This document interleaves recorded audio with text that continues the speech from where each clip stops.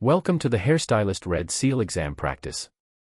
This video contains 120 practice questions to help you prepare for your certification exam.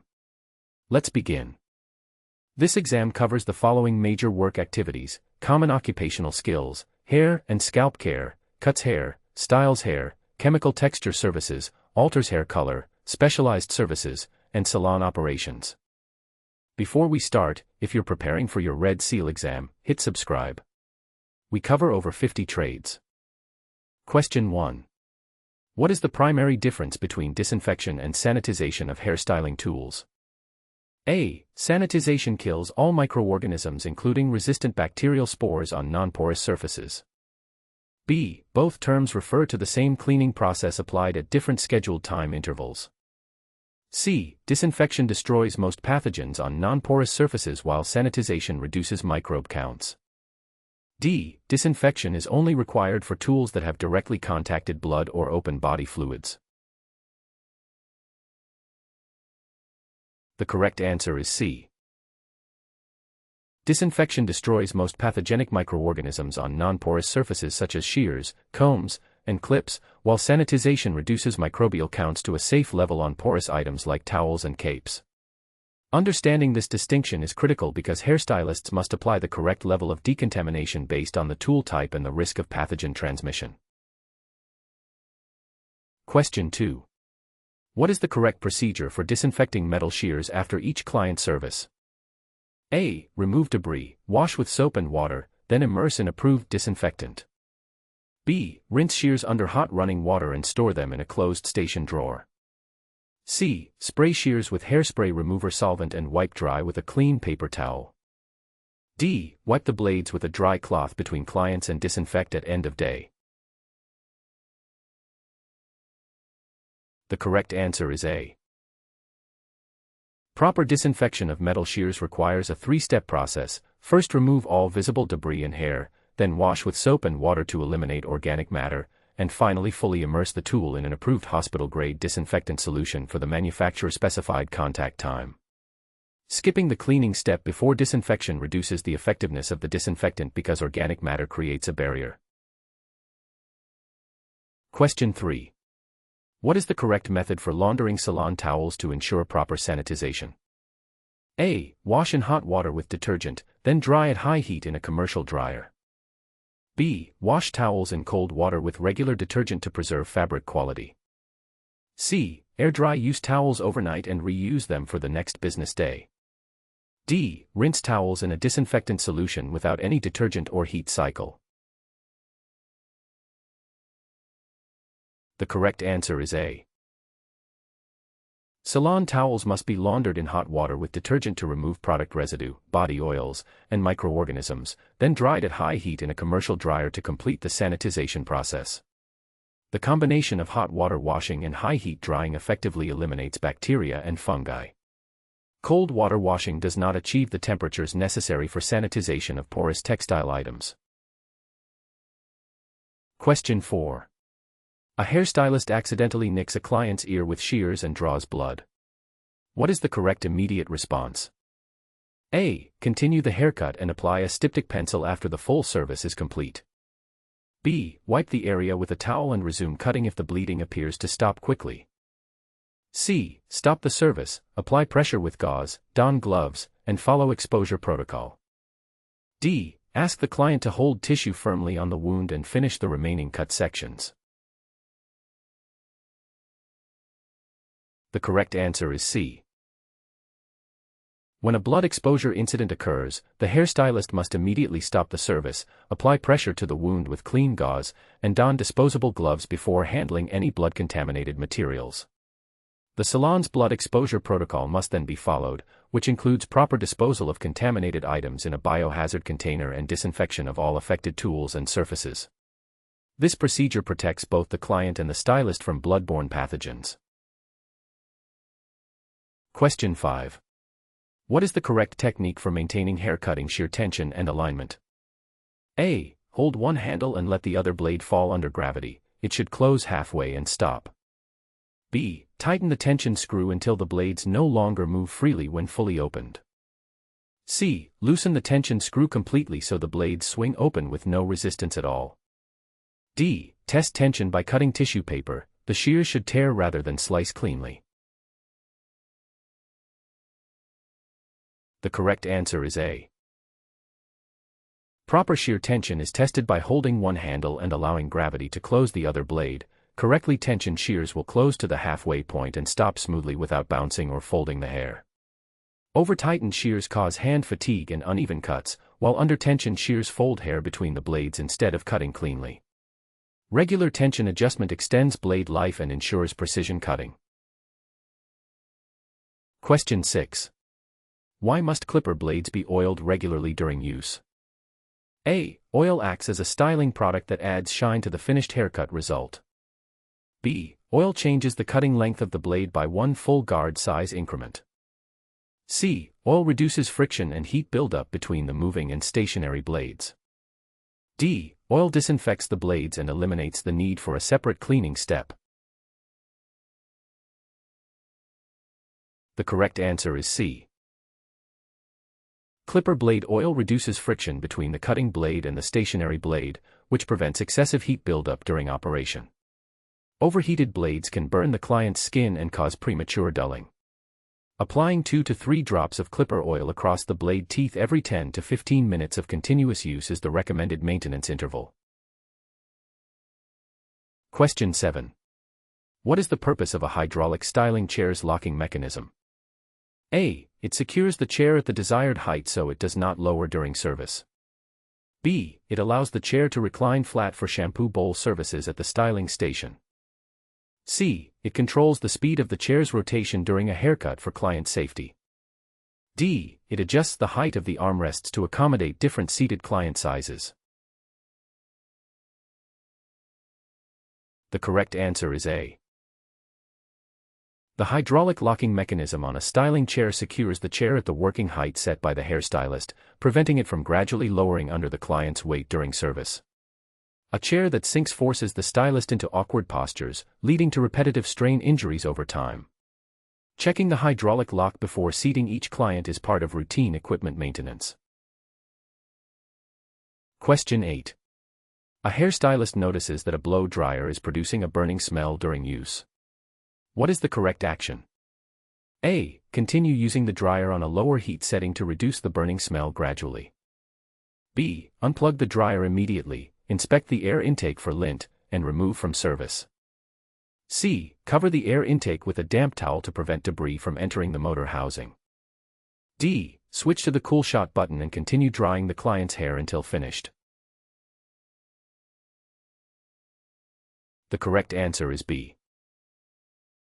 A burning smell from a blow dryer indicates a potential fire hazard caused by lint accumulation on the heating element or a failing motor.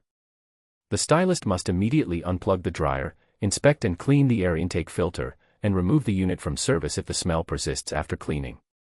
Continuing to use a malfunctioning dryer risks burns to the client, electrical fire, or electric shock.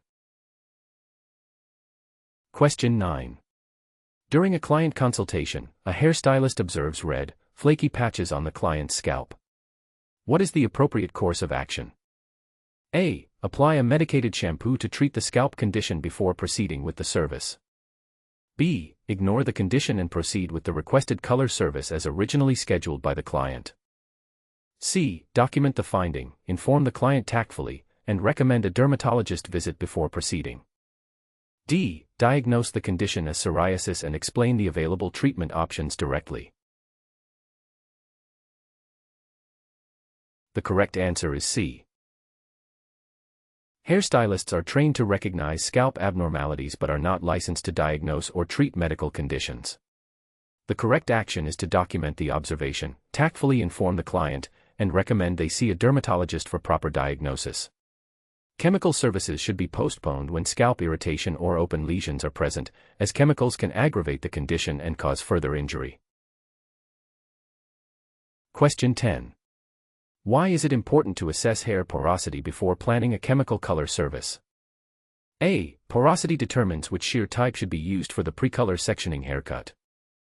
B. Porosity affects only the drying time after service and has no impact on chemical processing. C. Porosity indicates how readily hair absorbs and retains chemicals, affecting processing time. D. Porosity is only relevant for permanent wave surfaces and does not apply to color formulas. The correct answer is C. Hair porosity refers to the hair's ability to absorb and retain moisture and chemical solutions through the cuticle layer. Highly porous hair absorbs color quickly and may process faster, requiring reduced processing time or a lower volume developer to avoid overprocessing. Low porosity hair resists chemical penetration and may require longer processing or heat application. Accurate porosity assessment prevents uneven color results and chemical damage. Question 11. What is the correct draping technique when preparing a client for a chemical color service? A. Place a cloth towel directly on the client's bare skin and secure it with a butterfly clip. B. Use a single plastic cape fastened loosely at the front of the neckline to allow ventilation. C. Skip draping entirely for color services to avoid interfering with product application. D. Apply a disposable neck strip, place a towel across the shoulders, and secure a waterproof cape. The correct answer is D. Proper draping for chemical color services requires a three-layer approach. A disposable neck strip protects the skin from direct cape contact, a towel across the shoulders absorbs drips and prevents chemical contact with skin, and a waterproof cape secured snugly at the neckline protects the client's clothing from staining. This layered method prevents chemical burns to the neck and ensures that color products do not reach the client's garments. Question 12. A client brings a reference photo requesting a hairstyle that would not suit their face shape or hair texture. How should the hairstylist handle this situation? A. Refuse the service entirely and ask the client to choose a completely different hairstyle. B. Proceed with the exact style without any discussion to avoid a difficult conversation. C. Acknowledge the preference, explain why it may not suit them, and suggest modifications. D. Tell the client their hair is not good enough for the requested style and offer no alternatives. The correct answer is C. Effective communication requires the hairstylist to acknowledge the client's preference respectfully, then use professional knowledge to explain how face shape, hair texture, or hair density may affect the outcome. Offering modified alternatives that incorporate elements of the desired style demonstrates expertise while maintaining client trust. This approach balances the client's wishes with the stylist's professional obligation to deliver a realistic and flattering result. Question 13. A long-time client becomes upset after a color service, claiming the result is not what they requested. The hairstylist followed the agreed-upon formula correctly. What is the most professional response? A. Argue that the formula was applied correctly and show the original consultation notes as proof. B. Offer a full refund immediately without discussing the situation to end the client conflict. C. Blame the hair product manufacturer for delivering an inconsistent color batch result. D. Listen without becoming defensive, review the result together, and offer a correction plan. The correct answer is D. The most professional response is to listen without becoming defensive, review the result together with the client, and offer a correction plan. This approach acknowledges the client's concern, demonstrates commitment to their satisfaction, and preserves the long-term relationship. Becoming combative, offering refunds without dialogue, or deflecting blame all fail to resolve the client's actual concern about their appearance. Question 14. What is the most effective mentoring strategy when training a new apprentice to perform basic layered haircuts? A. Assign the apprentice to observe senior stylists for several months before allowing any hands-on cutting practice. B. Demonstrate each step in sequence, allow guided practice on mannequin heads, and provide constructive feedback. C. Have the apprentice practice only on mannequin heads without any direct instructor feedback. D. Provide a written manual and expect the apprentice to master the cutting technique independently. The correct answer is B. Effective mentoring for hands-on skills like haircutting follows a progressive approach. The mentor first demonstrates each step of the technique while explaining the rationale, then the apprentice practices under supervision on mannequin heads, and the mentor provides immediate constructive feedback to correct errors before they become habits. This method builds both technical skill and professional confidence more effectively than observation alone or unsupervised self-study. Question 15. What does a porosity test on a hair strand primarily measure? A. The diameter of the hair shaft from fine to coarse. B. The number of hairs growing per square centimeter. C. The natural curl pattern classification of the hair from root to end. D. The hair's ability to absorb and retain moisture through the cuticle. The correct answer is D. A porosity test evaluates how well the cuticle layer opens and closes to absorb and hold moisture. Hair with high porosity has a raised or damaged cuticle, causing it to absorb water quickly but also lose it rapidly. This assessment guides product selection for non-chemical services. Question 16. How is an elasticity test performed on a single strand of hair? A. Placing the strand in water and timing how long it floats. B. Holding the strand at both ends and gently stretching it. C. Rubbing the strand between the fingers to feel for roughness. D. Wrapping the strand around a finger and checking the curl pattern. The correct answer is B. An elasticity test is performed by securing a single wet strand at both ends and gently stretching it. Healthy hair stretches up to 50% of its original length and returns without breaking. Hair that snaps or does not spring back indicates weak cortex bonds and poor elasticity. Question 17. What is the approximate natural pH range of healthy hair and skin? A. An acidic range between 4.5 and 5.5 on the scale. B. A neutral pH of exactly 7.0 on the scale. C. An alkaline range between 8.0 and 9.5 on the scale. D. A highly acidic range between 2.0 and 3.0 on the scale. The correct answer is A. Healthy hair and skin maintain a naturally acidic pH between 4.5 and 5.5, often referred to as the acid mantle. This slightly acidic environment keeps the cuticle layer compact and smooth. Chemical services must account for this baseline when selecting products to avoid excessive damage to the hair structure. Question 18. What is the correct procedure for performing a predisposition patch test before a chemical color service? A. Apply a small amount of mixed product behind the ear or inner elbow and wait 24 to 48 hours for any reaction. B. Spray the product on the scalp and check for redness after 5 minutes of continuous exposure time. C. Apply the product to a large section of hair and rinse after 10 minutes to observe the color result. D. Place a drop of developer on the client's palm and wait 60 seconds for any visible skin reaction. The correct answer is A. A predisposition patch test requires applying a small amount of mixed color product to the skin behind the ear or on the inner elbow, then monitoring for 24 to 48 hours. Any redness, swelling, or irritation indicates a sensitivity, and the chemical service must not proceed. This test protects the client from allergic reactions. Question 19. A client develops redness and itching on the scalp during a chemical relaxer application. What is the first action the hairstylist should take? A. Continue the application on unaffected areas and avoid the irritated section until processing is complete. B. Immediately remove the product from the scalp using cool water and discontinue the chemical service.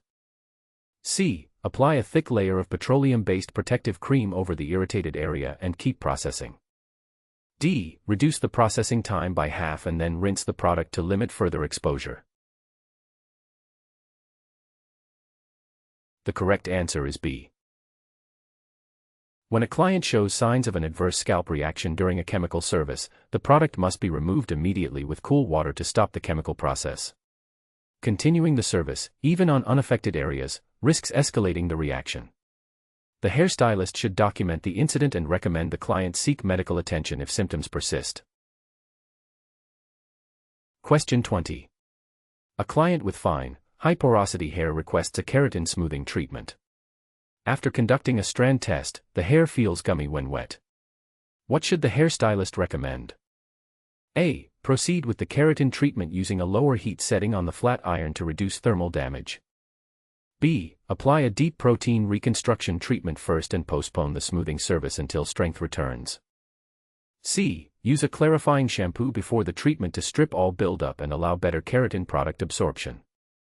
D. Recommend a stronger keratin formula designed specifically for resistant hair to ensure better results.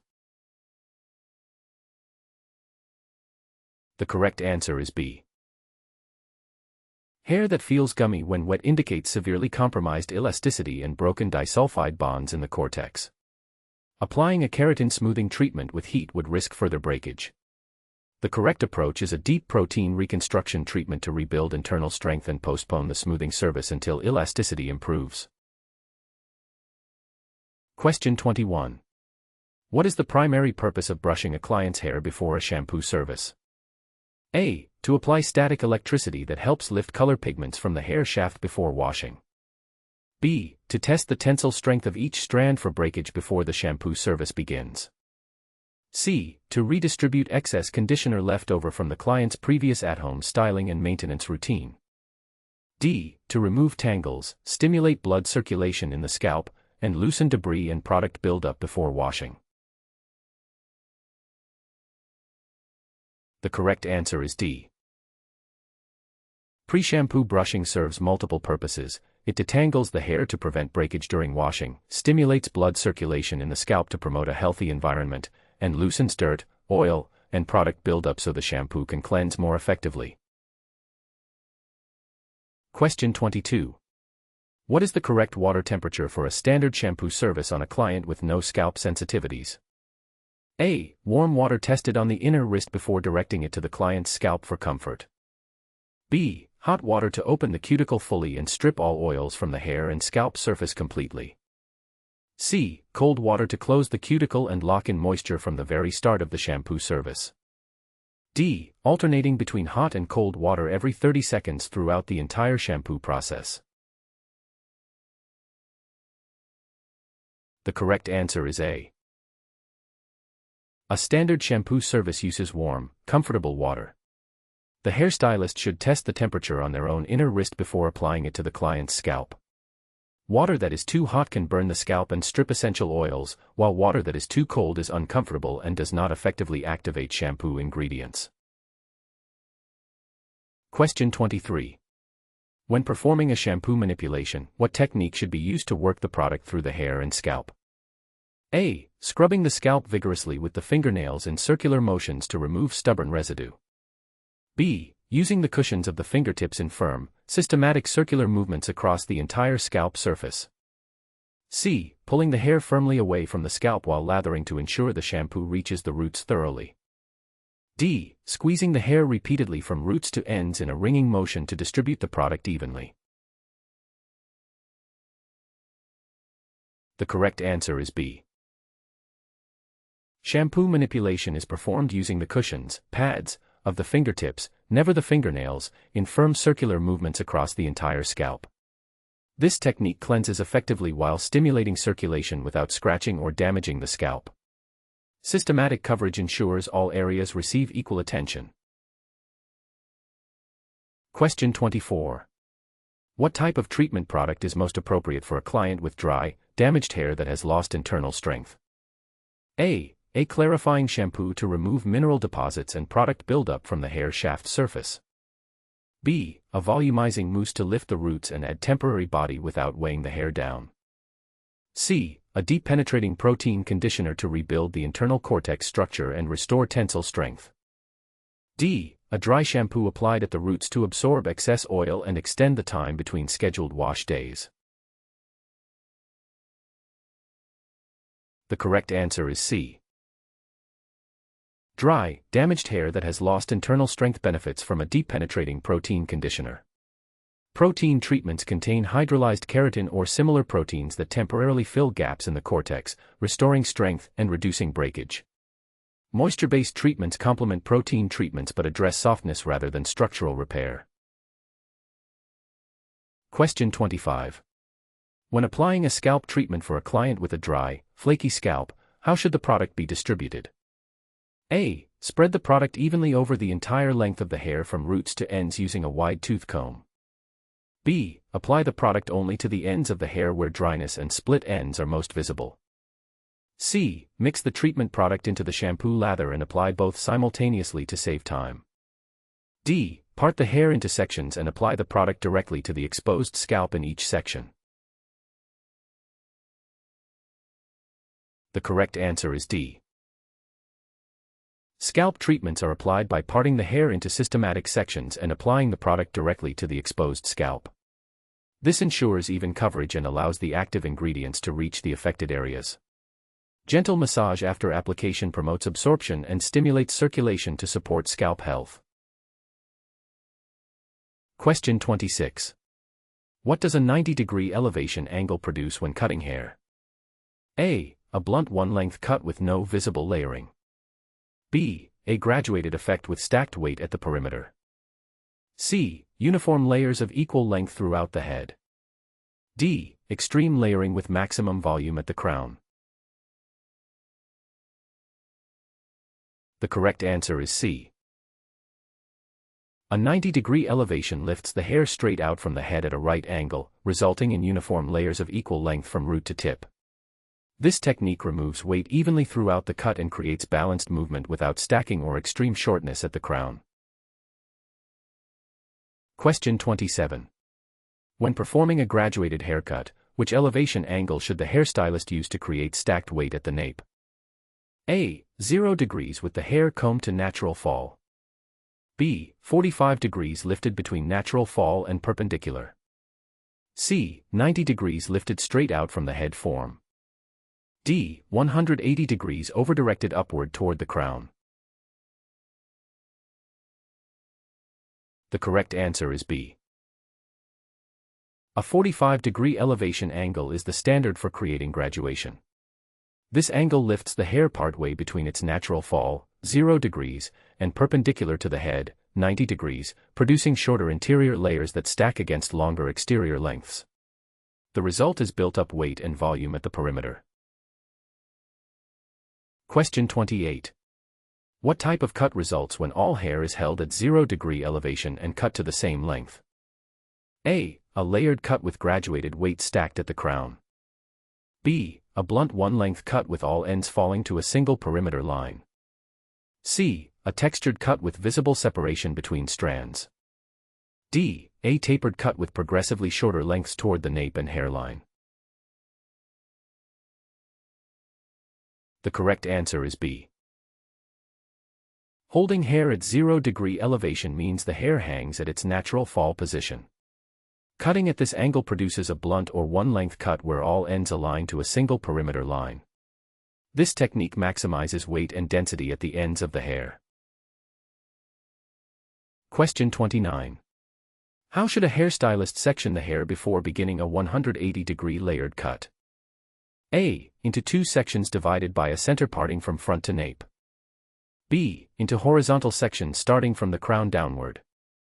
C. Into diagonal sections radiating from the occipital bone. D. Into 4 quadrants using a center and ear-to-ear parting. The correct answer is D. For a 180-degree layered cut, the hair is typically divided into 4 quadrants using a center parting from forehead to nape and an ear-to-ear parting across the crown. This sectioning provides systematic control, ensures consistent tension, and allows the hairstylist to work methodically through each section while maintaining uniform overdirection. Question 30. When cutting layers at 180-degree elevation, where should the hair be overdirected to establish the shortest point?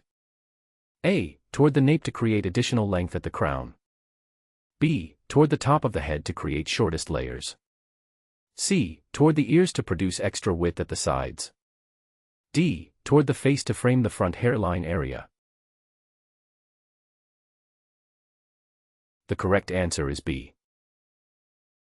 At 180-degree elevation, hair is overdirected upward toward the top of the head. Since all sections are pulled to meet the same guide at the apex, the shortest lengths occur at the crown. Lengths increase progressively as the hair falls further from the top guide, producing dramatic long to short layering. Question 31. What is the primary purpose of point cutting as a texturizing technique? A. To create a solid blunt line at the perimeter of the hair. B. To thin out bulk from the midshaft of each strand.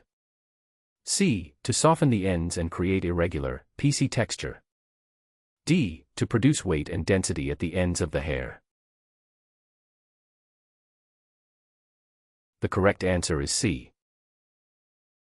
Point cutting involves cutting into the ends of the hair at an angle with the tips of the scissors.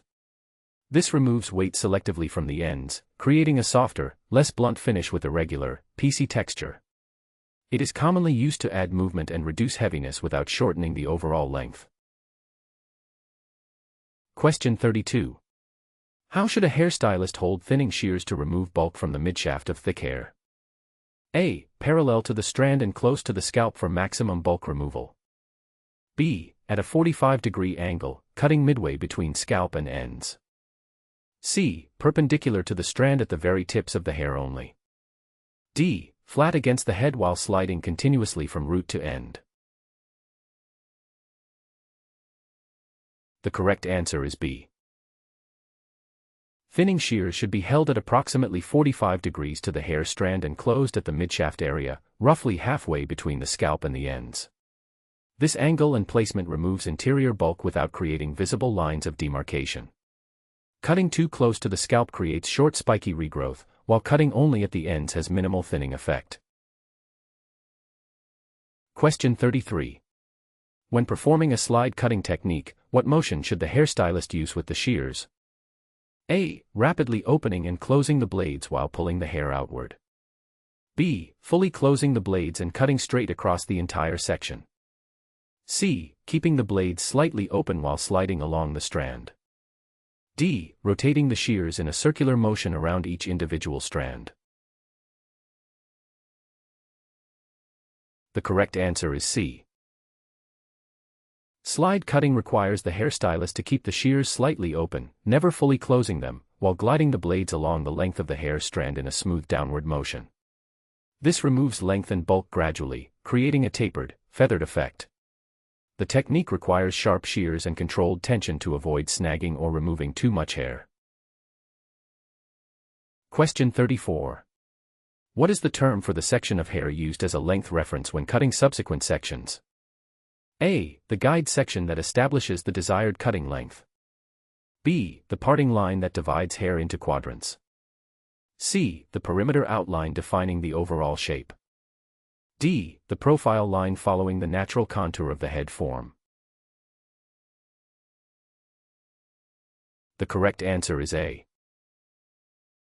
A guide or guideline is the first section of hair cut to the desired length, which then serves as a reference for all subsequent sections. There are two types: a stationary guide remains in one place while hair is brought to it, and a traveling guide moves with the hairstylist as they progress through the cut. Question 35. When cutting a one-length bob at 0-degree elevation, what technique ensures the back perimeter line is straight and even? A. Lifting each section to 90 degrees and then cross-checking vertically. B. Using a razor to feather the ends for a soft blended perimeter. C. Pulling all the hair forward over the shoulders to check for symmetry. D. Combing each section to natural fall and cutting with consistent tension.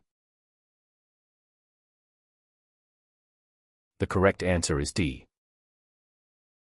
For a precise one-length bob, each section must be combed to its natural fall at 0-degree elevation with consistent, even tension throughout.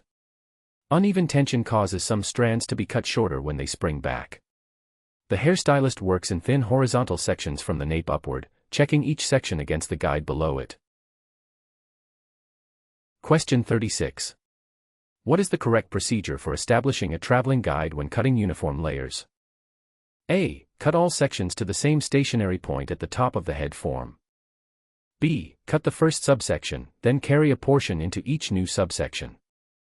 C. Establish the perimeter length first and then work inward toward the crown. D. Use clips to hold each section securely in place while cutting freehand. The correct answer is B. A traveling guide moves with the hairstylist through the haircut. After cutting the initial subsection to the desired length, each subsequent subsection includes a small portion of the previously cut hair. This carryover section acts as the length reference, ensuring consistency as the guide travels through the head. Question 37. What is notching in the context of hair cutting? A. Cutting irregular, chunky pieces from the ends to add texture. B. Sliding the shears along the hair shaft to remove bulk gradually. C. Using a razor to create soft, wispy ends on each hair section. D. Cutting hair against a comb to achieve a precise flat top shape. The correct answer is A. Notching involves cutting small, irregular chunks from the ends of the hair using the tips of the scissors. Unlike point cutting, which creates fine, subtle texture, notching removes larger pieces to produce a chunkier, more dramatic textured effect. It is particularly effective on thick or coarse hair where bold separation between pieces is desired. Question 38. When using a razor to cut hair, what hair condition is required for the technique to work safely and effectively? A. The hair must be completely dry to prevent snagging. B. The hair must be damp to allow the blade to glide smoothly. C. The hair must be coated with a heavy styling product. D. The hair must be freshly bleached to reduce strand resistance. The correct answer is B. Razor cutting must be performed on damp hair. The moisture allows the blade to glide along the hair strand without catching, pulling, or causing discomfort.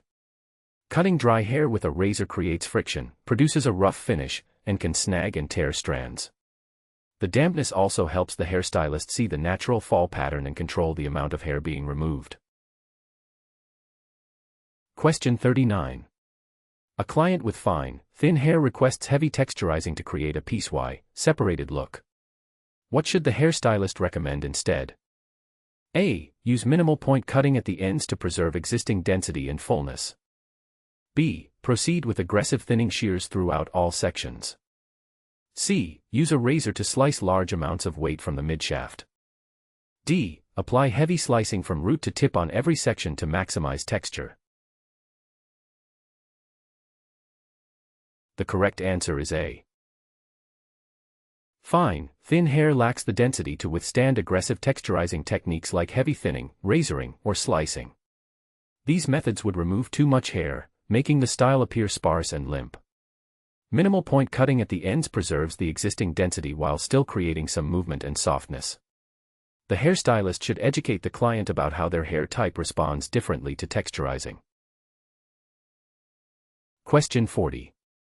What is the correct cross-checking procedure after completing a layered haircut? A. Blow dry the hair completely and visually check the dry shape in a mirror.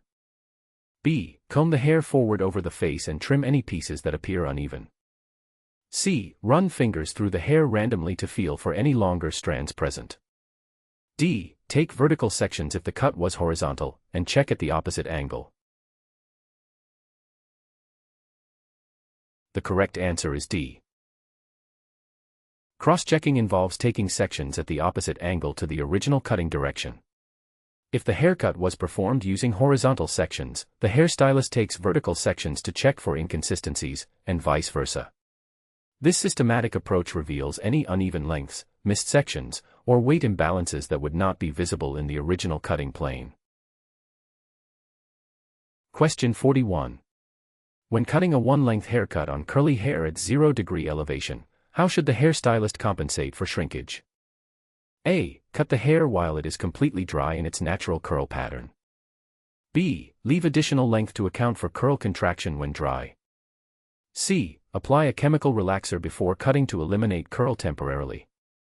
D. Stretch each section taut with maximum tension before cutting it.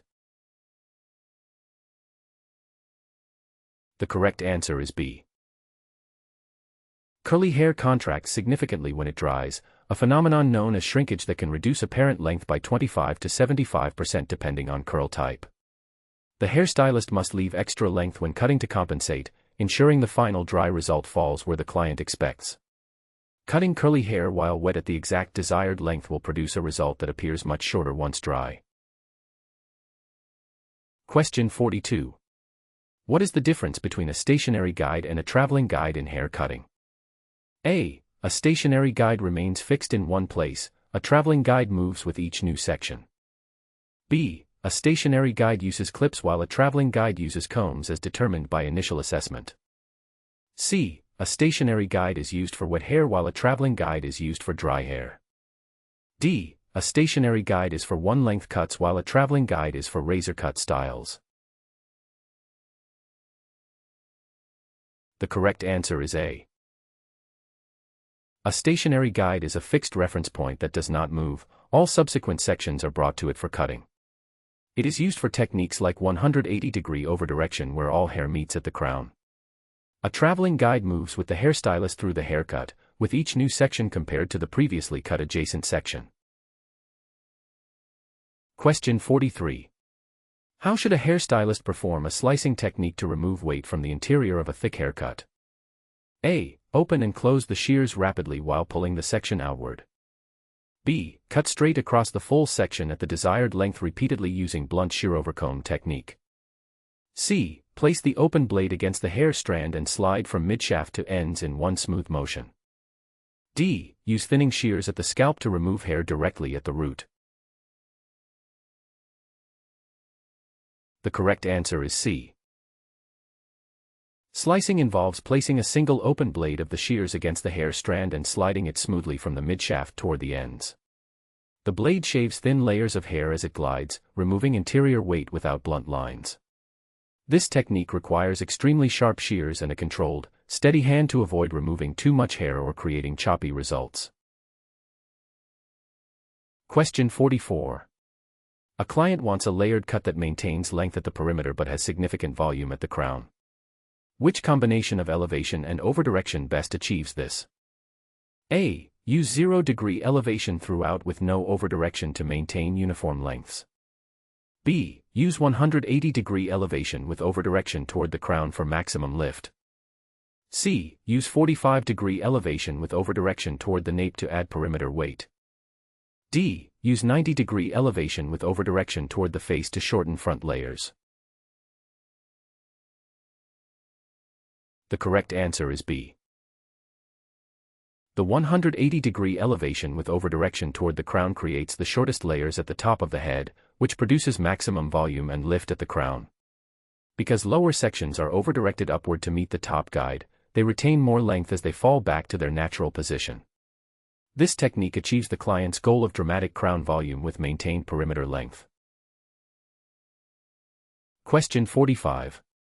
What are the 3 common neckline shapes used when finishing the nape area of a haircut? A. Circular, diamond, and triangular neckline shapes. B. Straight, wavy, and feathered neckline shapes. C. Square, oval, and pointed neckline shapes. D. Blocked, rounded, and tapered neckline shapes. The correct answer is D. The 3 standard neckline shapes are blocked, squared off with a straight horizontal line across the nape, rounded, following the natural hairline in a curved shape, and tapered, gradually fading the hair into the skin at the nape. The choice depends on the client's neck shape, hair growth patterns, and desired maintenance level. Question 46. What is the correct procedure for trimming a client's beard to maintain a uniform length? A. Use a clipper with a guard, moving against the growth direction. B. Use scissors only, cutting freehand without any guide or comb attachment. C. Shave the entire beard with a straight razor and let it regrow evenly. D. Apply depilatory cream to remove excess length before trimming. The correct answer is A. To achieve a uniform beard length, a clipper fitted with the appropriate guard attachment is used, moving against the natural direction of hair growth. The guard ensures a consistent cutting length throughout. Working against the growth direction lifts the hairs into the blade, producing an even result. The hairstylist should comb through the beard first to detangle and assess the natural growth pattern. Question 47. When using a straight razor to remove nape hair, what angle should the blade be held relative to the skin? A. Flat at 0 degrees parallel to the skin surface for maximum blade contact. B. At 90 degrees perpendicular to the skin surface for deepest removal. C. At 45 degrees to allow the blade to flex against the neck contour. D. At approximately 30 degrees for a close shave with minimal irritation. The correct answer is D. A straight razor should be held at approximately 30 degrees to the skin surface. This angle provides a close shave while minimizing the risk of nicks, cuts, and skin irritation. Too flat an angle causes the blade to skip across the skin without cutting, while too steep an angle digs into the skin and increases the risk of injury. The skin should be stretched taut with the free hand to create a smooth cutting surface. Question 48. Why must a straight razor blade be replaced or sterilized between clients? A. To ensure the blade remains sharp enough for a consistently close shave. B. To comply with the manufacturer's recommended replacement usage schedule. C. To prevent the blade from developing rust or corrosion between appointments. D. To prevent cross-contamination and transmission of blood-borne pathogens. The correct answer is D. Straight razors can cause microscopic nicks that expose blood, creating a risk of transmitting blood-borne pathogens such as hepatitis B, hepatitis C, and HIV between clients.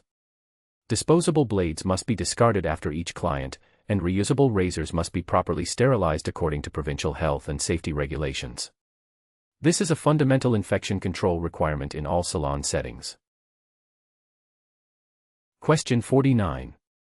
What is the correct technique for trimming a mustache to create a clean lip line?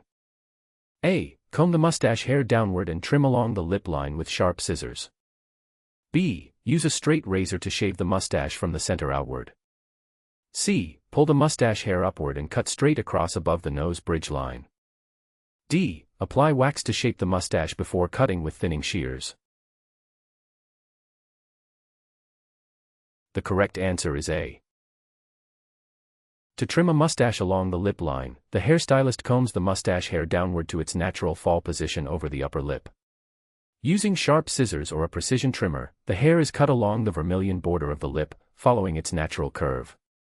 This creates a clean, defined line that does not interfere with eating or drinking while maintaining the mustache's shape. Question 50. What is the primary purpose of applying mousse to wet hair before styling? A. To permanently alter the internal bonds of the hair cortex. B. To strip residual minerals and product buildup from the cuticle layer. C. To provide a protective seal that prevents moisture from entering. D. To add volume and hold while keeping a lightweight finish. The correct answer is D.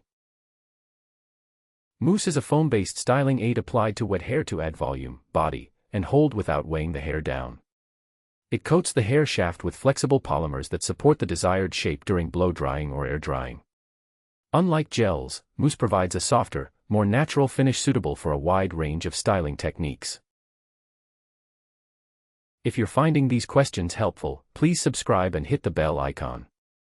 It helps other apprentices find this resource too. Now let's continue. Question 51. When blow-drying hair for maximum volume at the root area, how should the round brush be positioned? A. Lifted at the base so the strand sits on top of the roller. B. Angled downward against the scalp to flatten the root area.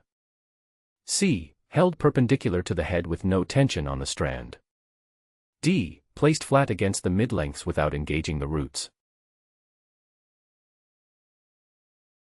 The correct answer is A. To achieve maximum root volume, the round brush should be lifted at the base so the hair sits on top of the brush, creating on-base elevation. Directing the dryer's airflow from roots to ends while maintaining upward tension lifts the hair at the scalp. This technique is equivalent to on-base roller placement and creates the strongest volume at the root. Question 52. What is the correct technique when using a paddle brush to blow-dry curly hair into a smooth, straight style? A. Direct the nozzle toward the scalp at 90 degrees to the brush surface. B. Aim the dryer against the direction of brush movement to build friction. C. Hold the dryer stationary while pulling the brush through the section repeatedly. D. Follow the brush down the shaft with the nozzle pointed from roots to ends. The correct answer is D.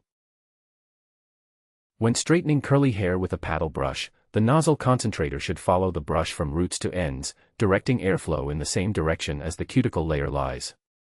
This smooths the cuticle, reduces frizz, and creates a sleek finish. Directing air against the cuticle roughens the surface and creates unwanted volume and frizz. Question 53. In freestyle wet styling, what does the term scrunching refer to? A. Braiding wet sections tightly against the scalp for pattern definition. B. Wrapping hair around the finger to form barrel-shaped ringlet curls.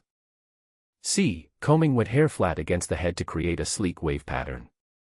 D. Squeezing and compressing wet hair upward in the palm for texture. The correct answer is D. Scrunching is a freestyle technique in which the stylist cups sections of wet, product-coated hair in the palm and compresses them upward toward the scalp. This motion encourages the hair's natural curl or wave pattern to form without using tools. It is commonly used with diffuser attachments to dry curly and wavy hair while preserving texture and definition. Question 54. When placing rollers on base during a wet set, where should the roller sit relative to its base section? A. Below the base section, resting against the lower parting line. B. Directly within its own base section, sitting on top of the lower parting line.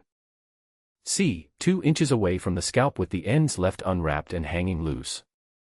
D. Half on the base and half below the base for medium volume. The correct answer is B. An on-base roller placement means the roller sits directly within its own base section, positioned on top of the lower parting. The hair is wound with full tension and the roller rests firmly against the scalp. This produces the strongest lift and maximum volume at the root because the weight of the roller pushes directly into the base area. Question 55. What result does off-base roller placement produce compared to on-base placement? A. Identical volume but with a tighter curl formation at the ends. B. More root lift because the roller is angled away from the scalp. C. Less volume at the root area with a closer, flatter curl pattern. D. A completely straight result with no curl or wave movement. The correct answer is C. Off-base placement positions the roller below its base section, sitting against the lower parting. Because the hair is directed away from the base rather than lifted, there is minimal root elevation. The resulting curl sits closer to the head with less volume. Off-base placement is used when a flatter, more controlled curl pattern is desired without root lift. Question 56. When creating finger waves, what is the correct hand and comb technique to form the ridge of a wave? A. Insert the comb and push hair forward while holding the ridge. B. Place the comb flat and drag it straight down through the section. C. Use the wide teeth of the comb to backcomb the hair at the scalp area. D. Twist the hair around the comb in a circular wrapping motion. The correct answer is A. To form the ridge of a finger wave, the stylist inserts the comb at an angle into the wet, molded hair and pushes the hair forward in the desired direction while the index finger of the other hand holds the ridge firmly in place. The ridge is the raised, defined line between two waves. Alternating the direction of each push creates the characteristic S-shaped wave pattern. Question 57. How does a no-stem pin curl differ from a full-stem pin curl in terms of placement and movement? A. The no-stem curl is pinned directly on its base, producing a tight, firm curl. B. The no-stem curl uses a larger circle and produces tighter ringlets. C. The full-stem curl is pinned at the root and produces the least movement. D. Both curl types produce identical movement but differ only in drying time. The correct answer is A. A no-stem pin curl is pinned directly on its base, with the circle sitting right on top of the base section. Because there is no stem between the scalp and the curl circle, it produces the tightest, firmest curl with the most limited movement. Other curl types with longer stems allow progressively more movement and looser results. Question 58. Which finishing product is best suited for adding texture and definition to short, dry hair with a matte appearance? A. A high-gloss finishing serum applied to the entire hair surface. B. A styling wax or paste worked through the ends with the fingertips. C. A spray-on conditioner designed to add moisture and shine. D. A liquid gel distributed evenly from roots to ends for firm hold. The correct answer is B. Styling wax or paste provides a matte to low sheen finish with pliable hold, making it ideal for adding texture and separation to short, dry hair. It is applied by warming a small amount between the fingertips and working it through the ends and surface. Unlike gels or serums, wax does not produce a wet or shiny look and allows the hair to be restyled throughout the day. Question 59. What is the recommended temperature range when using a flat iron on fine, color-treated hair? A. Between 200 degrees Celsius and 230 degrees Celsius for maximum smoothing. B. Above 230 degrees Celsius to ensure the style holds all day long. C. Temperature does not matter as long as a heat protectant has been applied. D. Between 120 degrees Celsius and 150 degrees Celsius to minimize heat damage. The correct answer is D. Fine, color-treated hair is more vulnerable to thermal damage because chemical processing weakens the disulfide bonds and opens the cuticle. A temperature range of 120 to 150 degrees Celsius provides enough heat to smooth the cuticle without scorching or breaking the weakened hair shaft. Coarser, unprocessed hair can tolerate higher temperatures, but even then, a heat protectant should be used. Question 60. When creating curls with a curling iron, what determines whether the resulting curl will be tight or loose? A. The barrel diameter of the iron and the thickness of the hair section taken.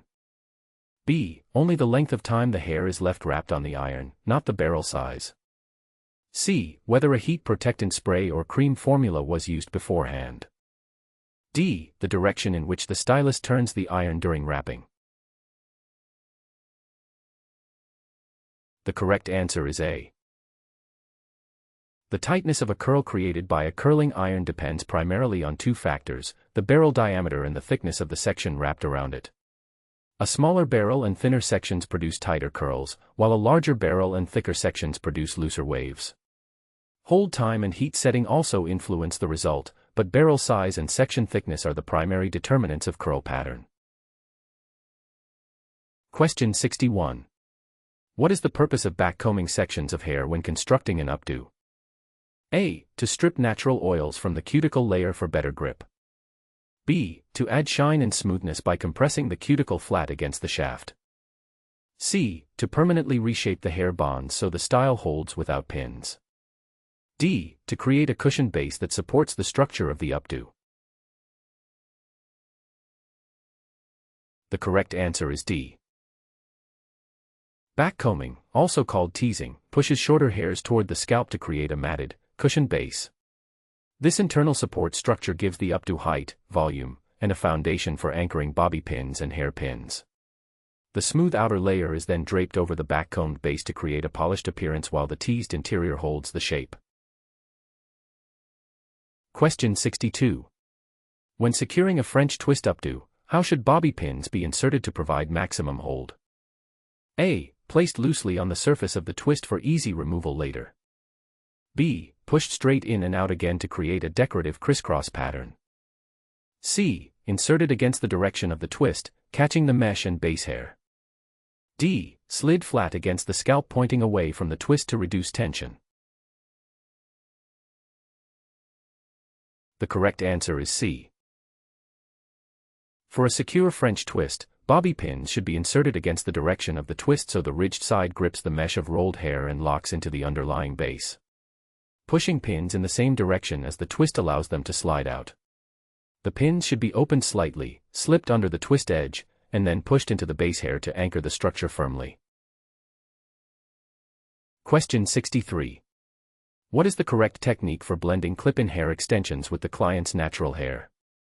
A. Attach the weft on top of the head at the crown to add visible length only. B. Clip the extensions to the outermost layer of hair so the clips remain easily accessible. C. Braid the natural hair flat and glue the weft directly onto the braided rows. D. Part the hair horizontally, clip the weft underneath, and layer natural hair over it to conceal. The correct answer is D. Clip-in extensions are secured by creating a horizontal parting, attaching the weft clips to the hair just below the part line, and then dropping the upper layer of natural hair over the weft to conceal it. Layering multiple wefts at different levels builds volume and length seamlessly. The clips should never be visible, and the natural hair must blend over each attachment point. Question 64. A client's blowout looks smooth but loses volume within an hour of leaving the salon. What is the most likely cause? A. The finishing hairspray used was a maximum hold aerosol formula. B. The flat iron temperature was set too high during the smoothing pass. C. The hair was not fully dried at the roots before removing the brush. D. The stylist applied too much backcombing at the crown before finishing.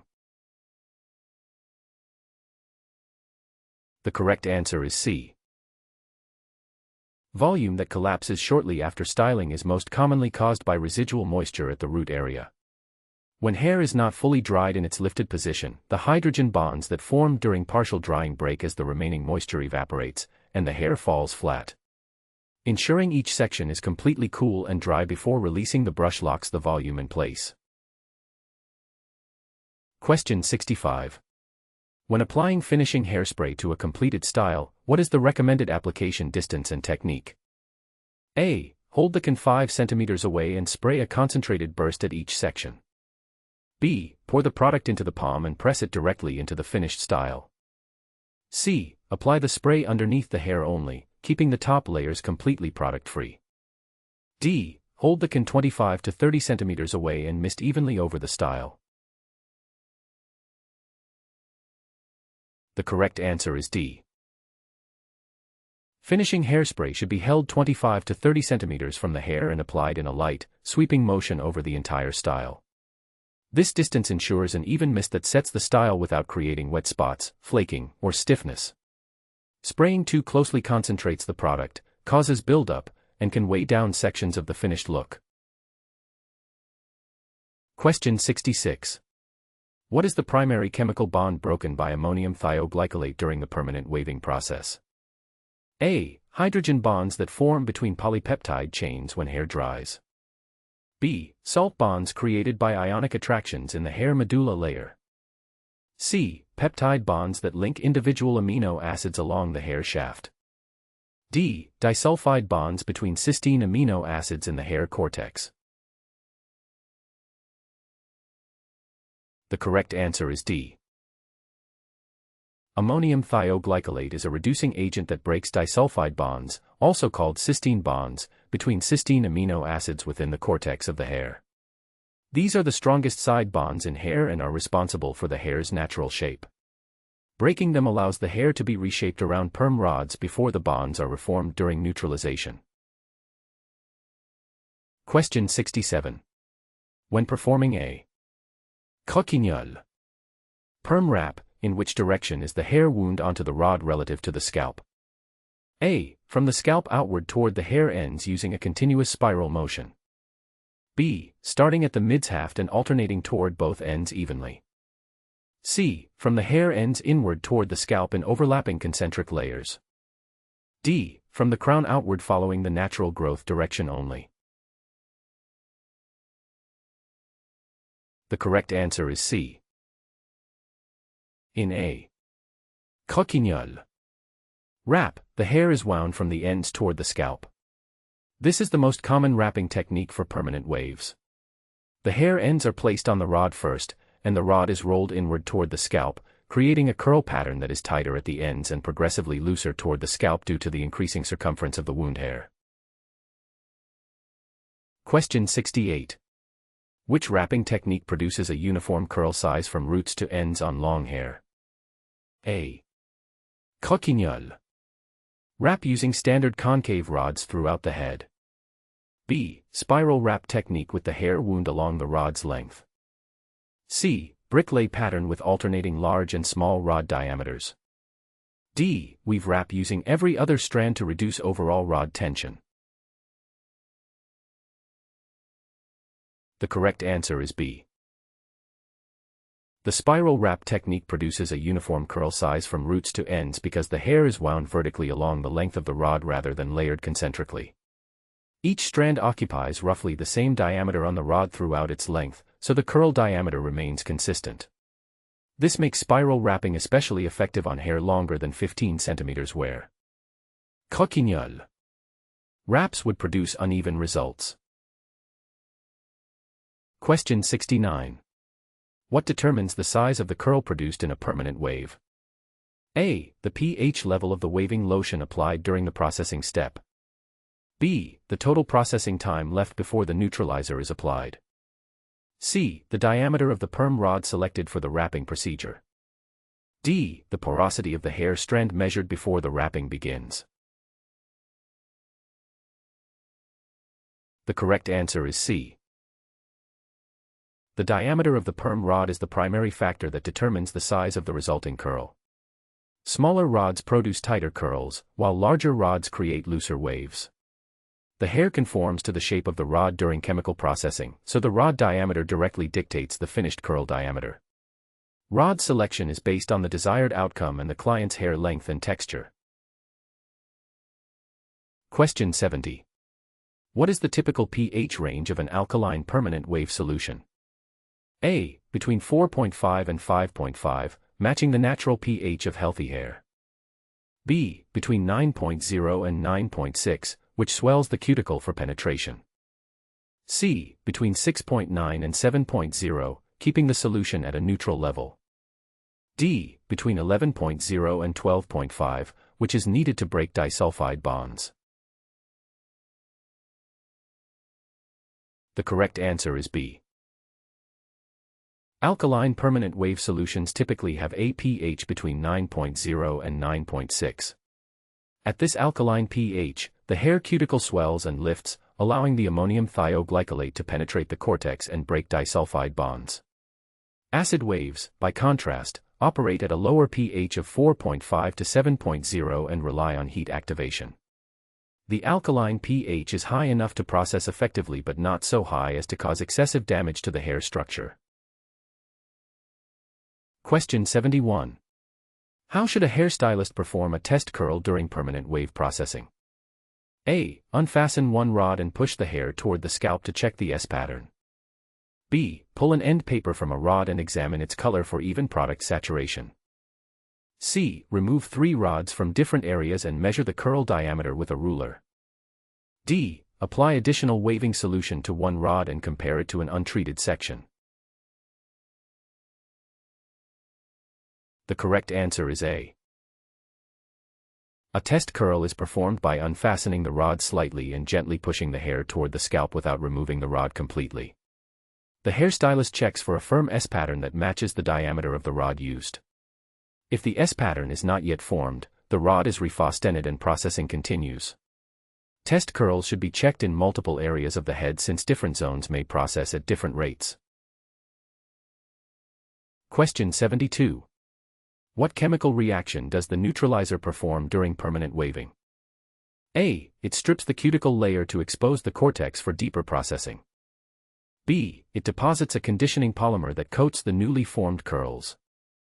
C. It reforms disulfide bonds through oxidation using hydrogen peroxide. D. It adjusts the hair pH to 12.0 so that the new curl shape can lock in. The correct answer is C.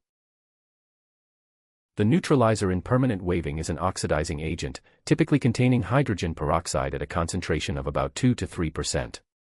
It reforms the disulfide bonds in their new configuration around the perm rod by adding oxygen atoms that reconnect the sulfur atoms in adjacent polypeptide chains. This oxidation process locks the hair into its new curled shape permanently.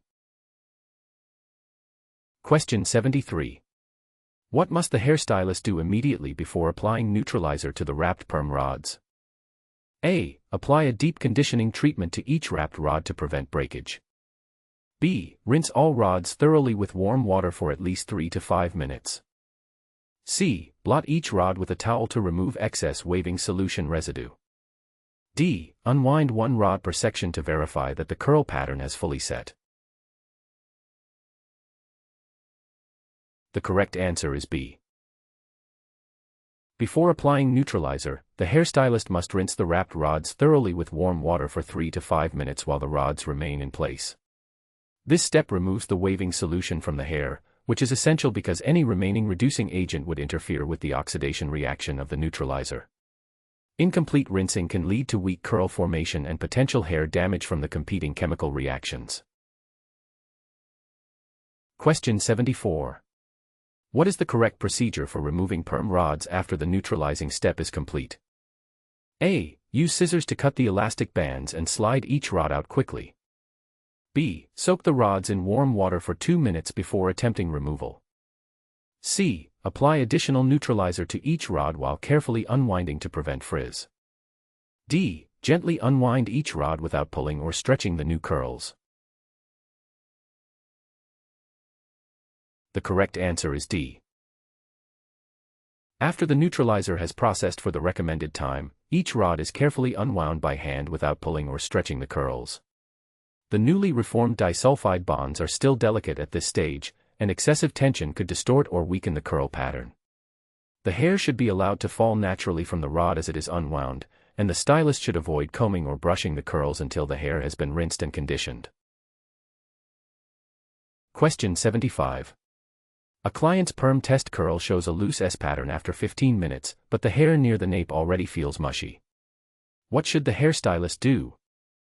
A. Add a processing cap and heat to accelerate the slower sections evenly.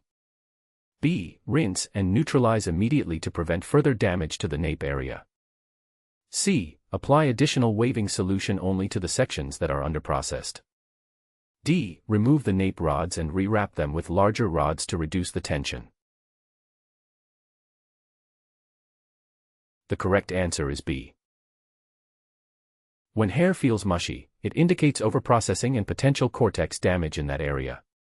The safest course of action is to rinse and neutralize immediately to stop all chemical action and preserve the remaining hair integrity.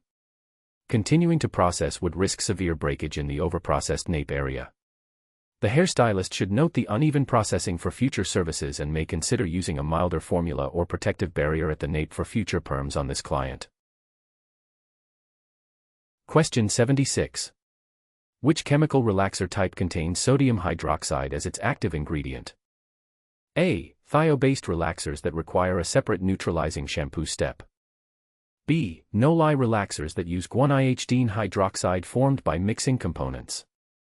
C. Lye relaxers that operate at a pH of 12.5 to 14.0 for maximum straightening. D. Ammonium bisulfite relaxers designed for mildly resistant hair textures. The correct answer is C. Lye relaxers contain sodium hydroxide as the active straightening agent and operate at a very high pH range of 12.5 to 14.0.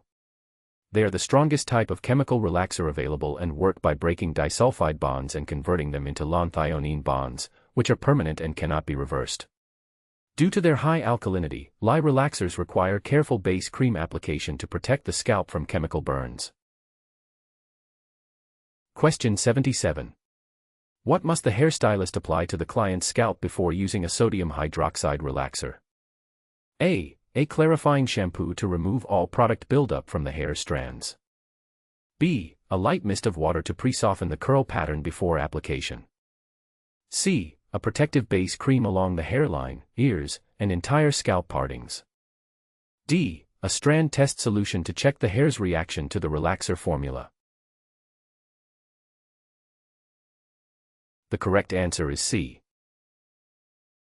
Before applying a sodium hydroxide, lye, relaxer, the hairstylist must apply a protective base cream to the scalp, hairline, ears, and nape. This petroleum-based barrier prevents the highly alkaline relaxer from making direct contact with the skin, which could cause chemical burns. The base cream does not interfere with the relaxer's action on the hair shaft itself.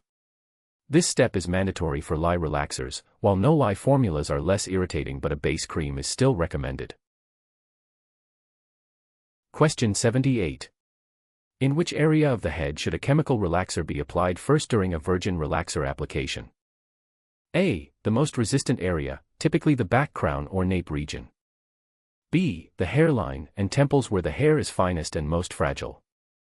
C. The top of the head starting from the part line working outward. D. All sections simultaneously using a wide application brush technique. The correct answer is A. During a virgin relaxer application, the product should be applied to the most resistant area first, which is typically the back crown or nape region where hair tends to be coarsest and most resistant to chemical processing. This ensures even results because the most resistant hair gets the longest processing time. The most fragile areas, such as the hairline and temples, are applied last to prevent overprocessing and potential breakage in those delicate zones. Question 79. How does smoothing with the back of a comb or fingers help during chemical relaxer processing? A. It generates friction heat that activates the relaxer's chemical reaction. B. It opens the cuticle layer to allow deeper penetration of the product. C. It removes excess relaxer buildup so fresh product contacts the strand. D. It distributes the relaxer evenly and encourages the hair to straighten. The correct answer is D.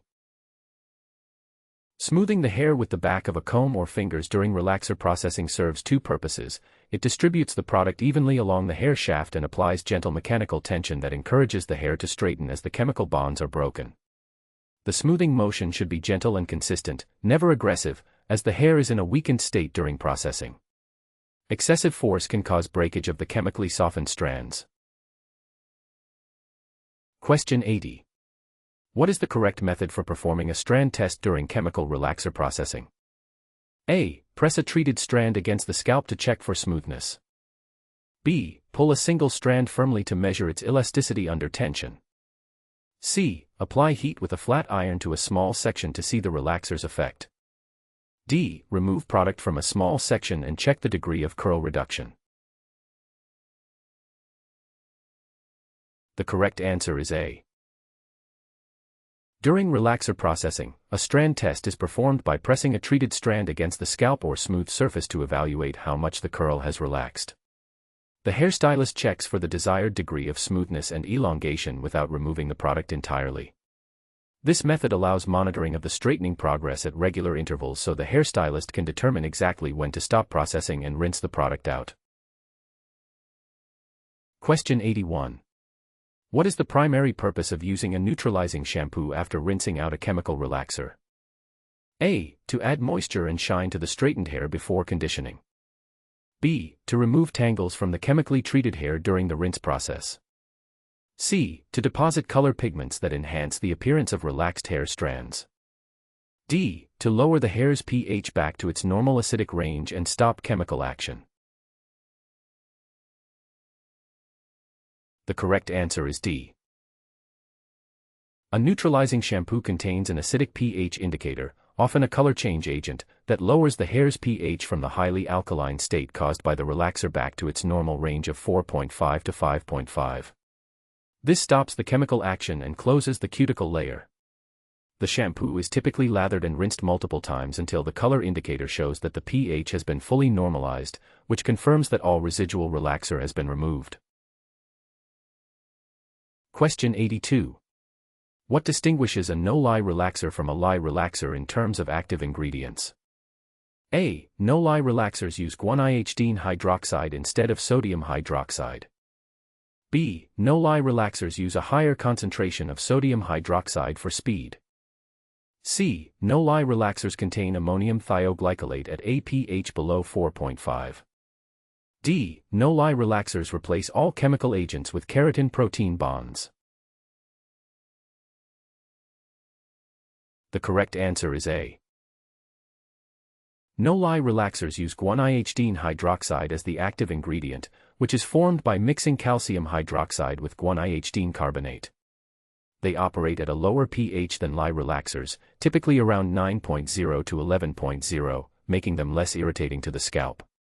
However, no-lye relaxers can be more drying to the hair because calcium deposits may build up on the strands over repeated applications. They are often recommended for clients with sensitive scalps. Question 83. When applying permanent color to virgin hair that is longer than 7.5 centimeters, what is the correct application sequence?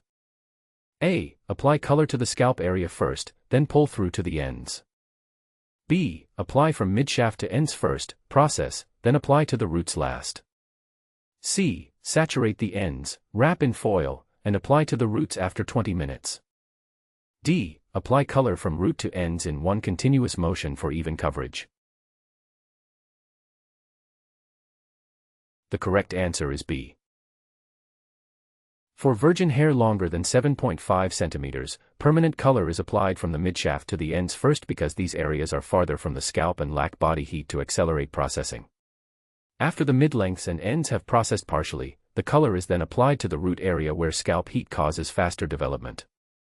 This two-step method ensures even color results from root to tip. Question 84. What is the primary function of 20-volume developer when mixed with permanent hair color? A. It deposits color pigment without lifting the natural hair color at all.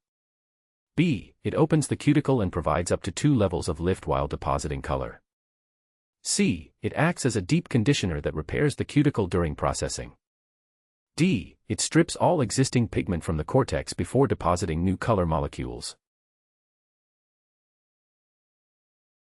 The correct answer is B.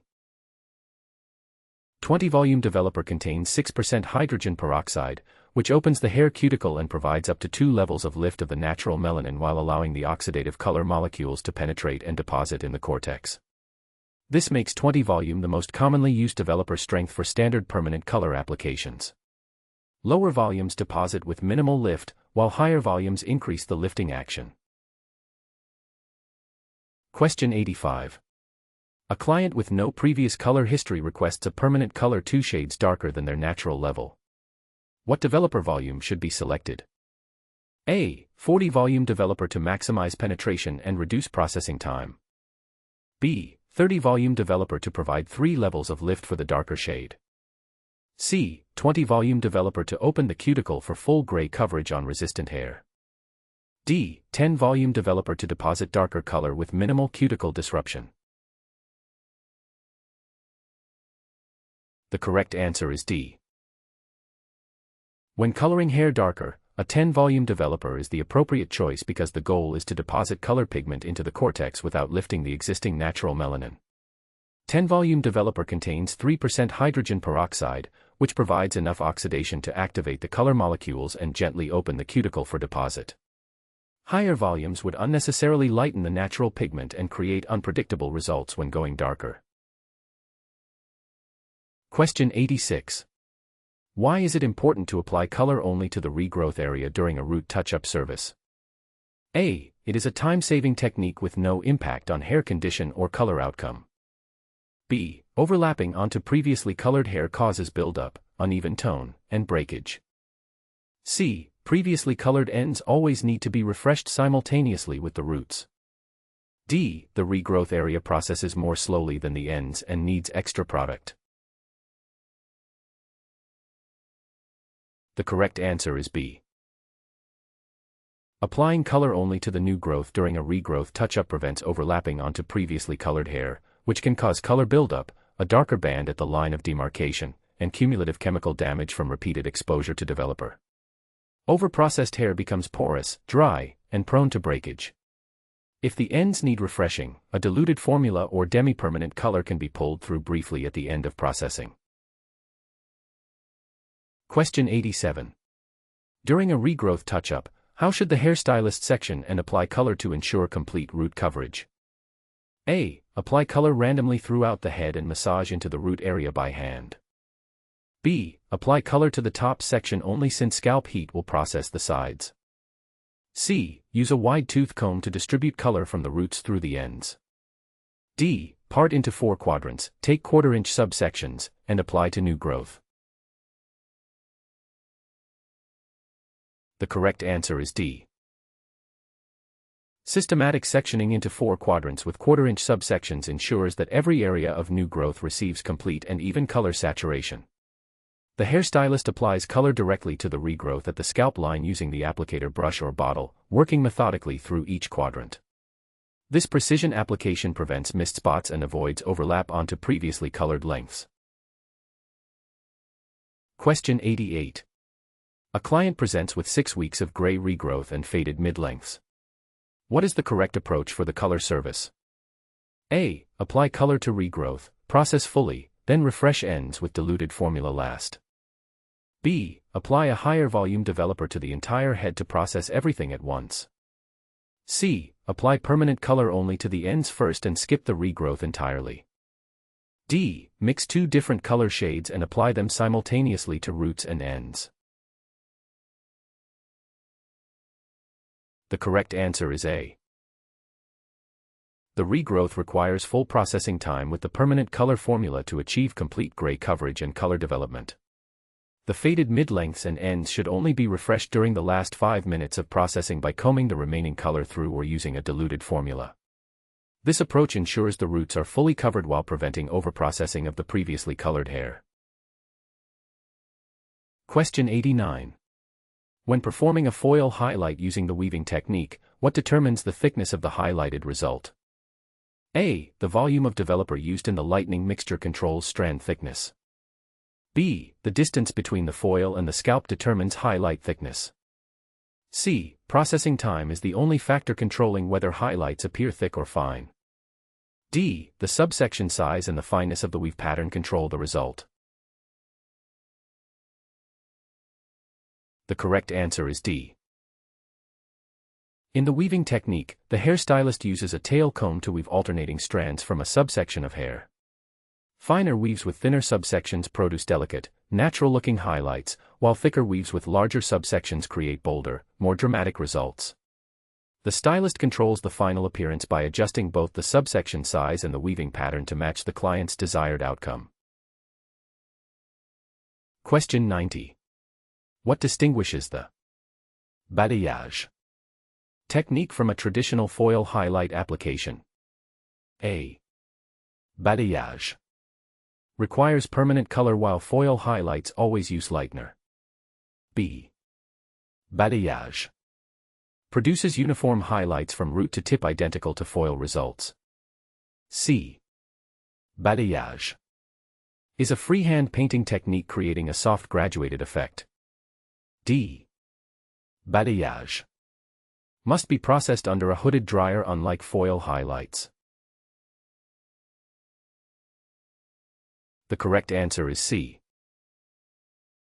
Balayage is a freehand color placement technique where the stylist paints lightener or color directly onto the surface of selected hair sections without using foils or other barriers. This creates a soft, sun-kissed, graduated effect with a natural-looking grow-out because the color is concentrated more heavily toward the ends and mid-shaft. Traditional foil highlights produce more uniform, consistent lightening from closer to the root. Question 91. A client with previously highlighted blonde hair wants to transition to a natural-looking ombre with a darker root and lighter ends. What combination of techniques should the hairstylist use? A. Apply a single permanent color from root to ends hoping porous ends absorb less. B. Bleach the entire head to uniform pale blonde and then apply dark toner at roots. C. Apply semi-permanent black at roots and foil highlight the ends simultaneously. D. Apply demi-permanent color to roots, blend downward with balayage. Transition. The correct answer is D. Creating a natural ombre on previously highlighted hair requires depositing a darker shade at the root area using a demi-permanent color for a softer commitment, then blending it downward through the mid-shaft with a freehand balayage style technique to create a seamless gradient. The existing blonde ends are left untouched or toned if needed. This approach avoids harsh lines and leverages the existing lightness at the ends while building depth at the roots. Question 92. What is the primary difference between a lightener, bleach, and a high-lift color product? A. Lightener disperses melanin without depositing tone, high-lift lifts and tones together. B. High-lift color can only be used on previously colored hair unlike lightener. C. Lightener and high-lift color are identical products with different brand names. D. Lightener processes in 10 minutes while high-lift color requires 60 minutes minimum. The correct answer is A. A lightener, bleach, contains alkaline agents and oxidizers that disperse and dissolve the natural melanin pigment without depositing any artificial color, leaving the hair in a lightened state that typically requires toning afterward. High-lift color products combine strong lifting action with color deposit in a single step, achieving up to 4 levels of lift while simultaneously imparting a cool or warm tone. High-lift colors are limited in their lifting ability compared to lightener. Question 93. When lightening virgin hair from a natural level 5 to a level 9 blonde, what is the correct application method? A. Apply lightener to the root area first and process under a heat lamp for speed. B. Saturate all the hair simultaneously from root to ends for uniform processing. C. Apply to midshaft and ends first, then roots after partial processing. D. Apply lightener from the ends to the scalp in a single continuous stroke. The correct answer is C. When lightening virgin hair requiring significant lift, the midshaft and ends are applied first because they are farthest from the scalp and process more slowly without body heat. After these sections have partially developed, lightener is then applied to the root area where natural scalp heat accelerates the chemical reaction. This staggered application prevents hot roots, which appear lighter and more orange than the rest of the hair. Question 94.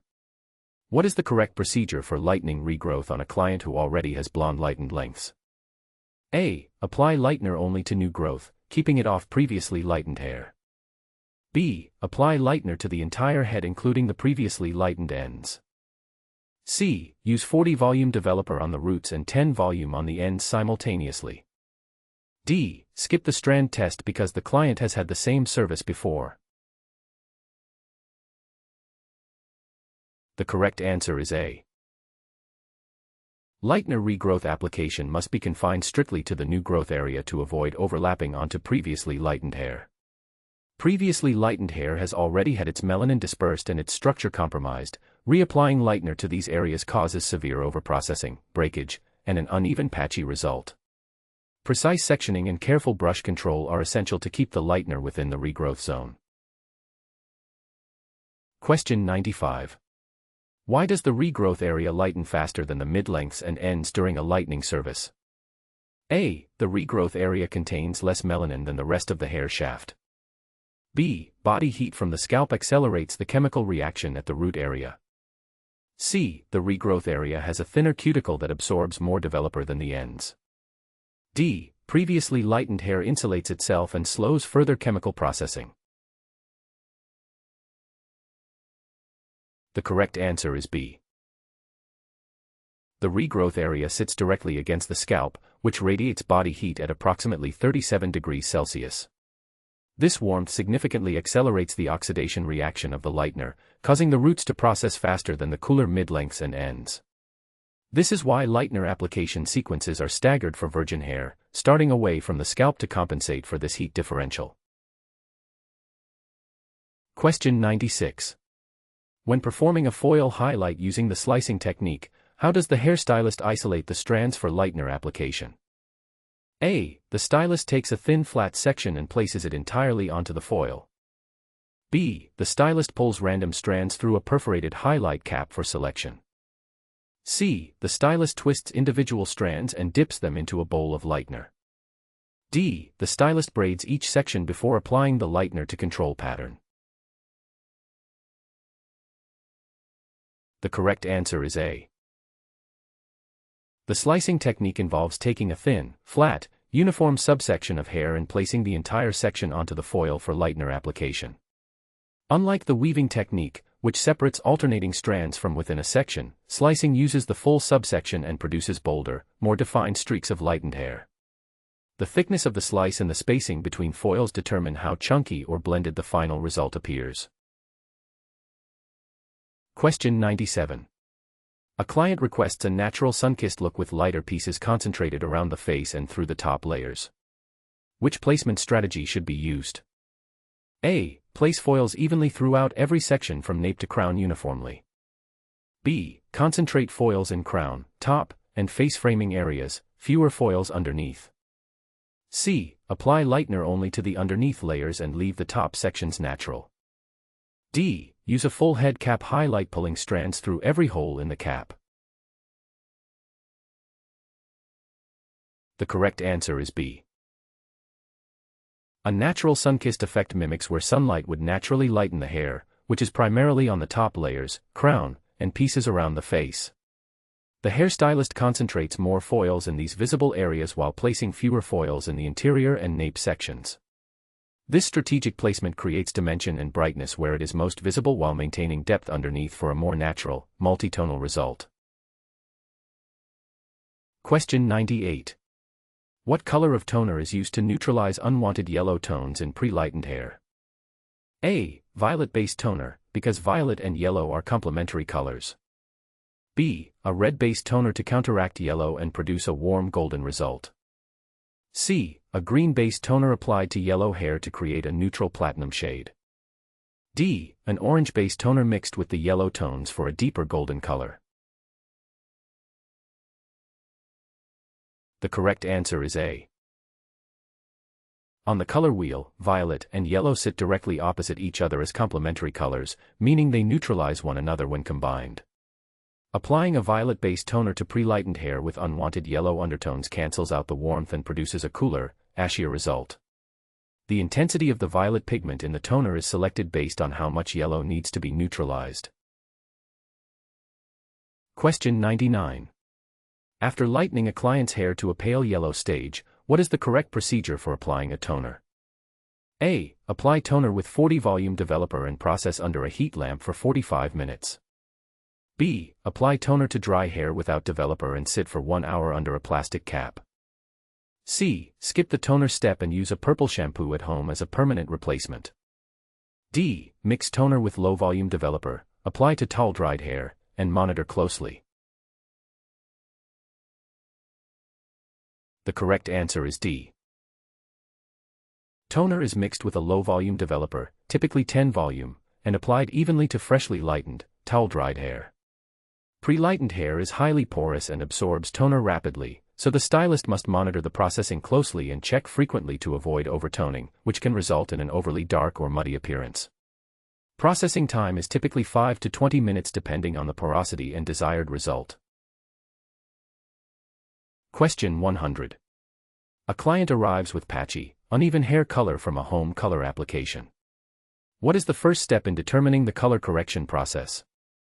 A. Immediately apply a color remover to the entire head to strip all color. B. Apply a darker color over the entire head to create a uniform shade quickly. C. Recommend the client wait 6 months for the color to fade before correction. D. Analyze the hair condition, porosity, and color levels before formulating a plan. The correct answer is D. Color correction begins with a comprehensive analysis of the current situation, including mapping the different color levels present in each area, assessing the hair's porosity and structural integrity, and clearly understanding the client's desired end result.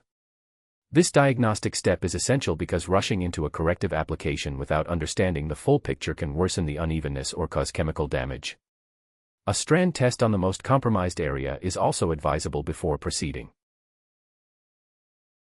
If you're finding these questions helpful, please subscribe and hit the bell icon.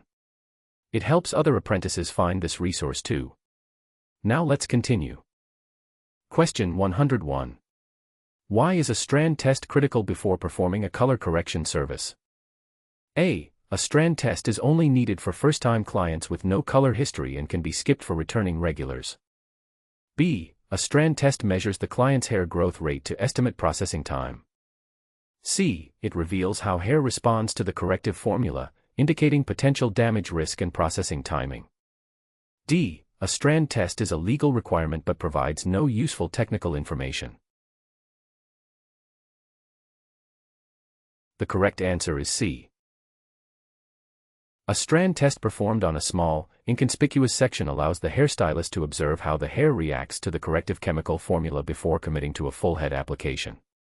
It reveals whether the hair can withstand the processing without breaking, how long the formula needs to achieve the target level, and whether the desired color result is realistic given the current condition.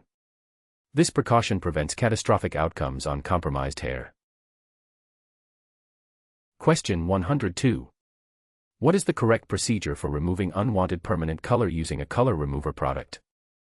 A. Apply lightener with 40 volume developer to strip color in the fastest time.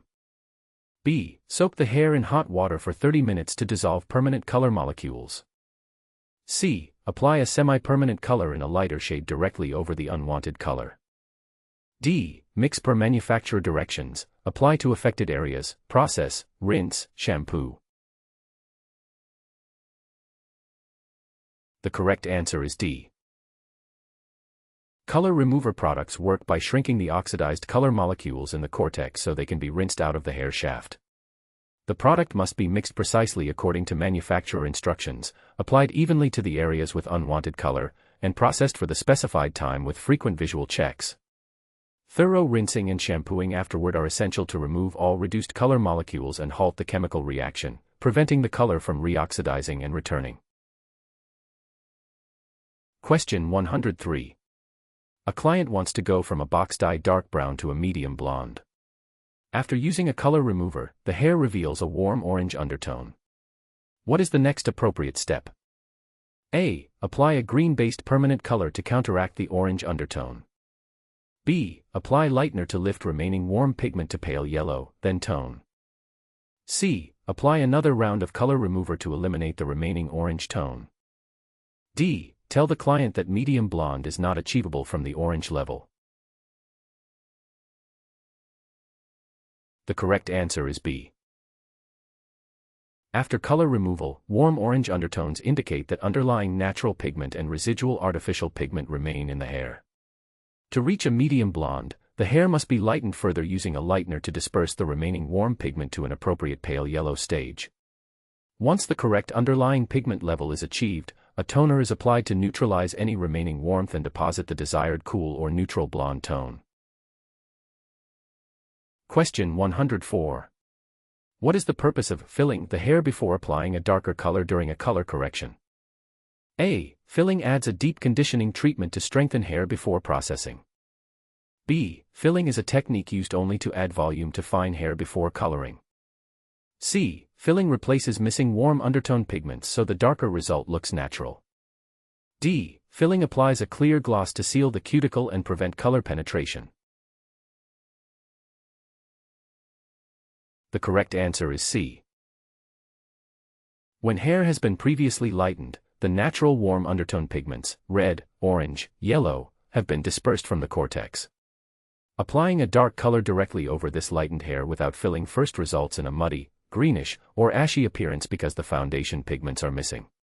Filling deposits the appropriate warm pigment back into the hair to recreate the natural undertone, allowing the final darker color to develop with a rich, even, natural-looking result. Question 105. A client's hair has been lightened to a level 9 pale yellow and they want to return to their natural level 5 medium brown. What is the correct filling and coloring procedure? A. Apply level 5 permanent color directly to the lightened hair without pre-treatment. B. Apply a warm gold or copper filler at level 7, then apply level 5 target color. C. Apply a semi-permanent black color to cover the blonde immediately without filling. D. Use only a purple toner to darken the hair from level 9 to level 5 in one step. The correct answer is B. Going from a level 9 pale yellow to a level 5 medium brown requires replacing the warm undertone pigments that were removed during lightening.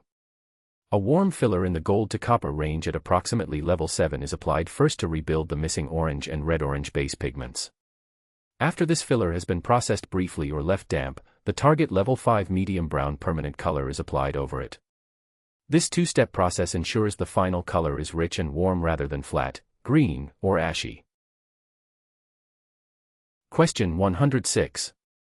A client has orange banding at the midshaft, pale yellow ends, and dark regrowth from a failed home lightening attempt. What is the safest color correction strategy?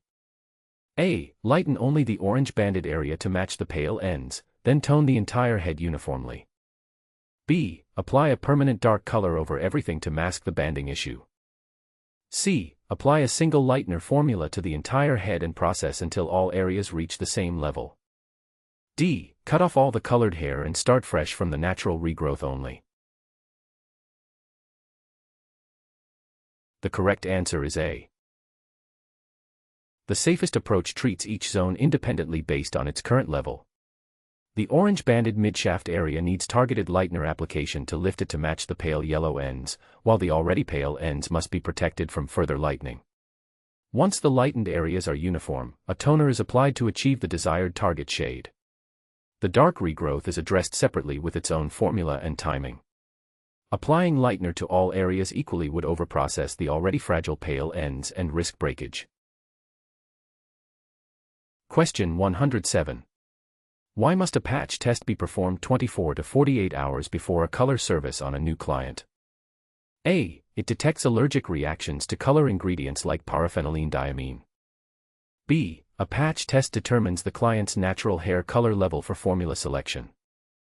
C. A patch test measures the hair's tensile strength for chemical processing readiness. D. A patch test is only needed for lightening, not for deposit-only color services. The correct answer is A. A predisposition or patch test involves applying a small amount of the mixed color formula behind the ear or inside the elbow and monitoring the area for 24 to 48 hours for signs of allergic reaction such as redness, swelling, or itching. This test screens for sensitivity to common color ingredients like paraphenylenediamine, which can trigger contact dermatitis or, in rare cases, a severe anaphylactic reaction. Performing this test protects both the client's health and the stylist's professional liability.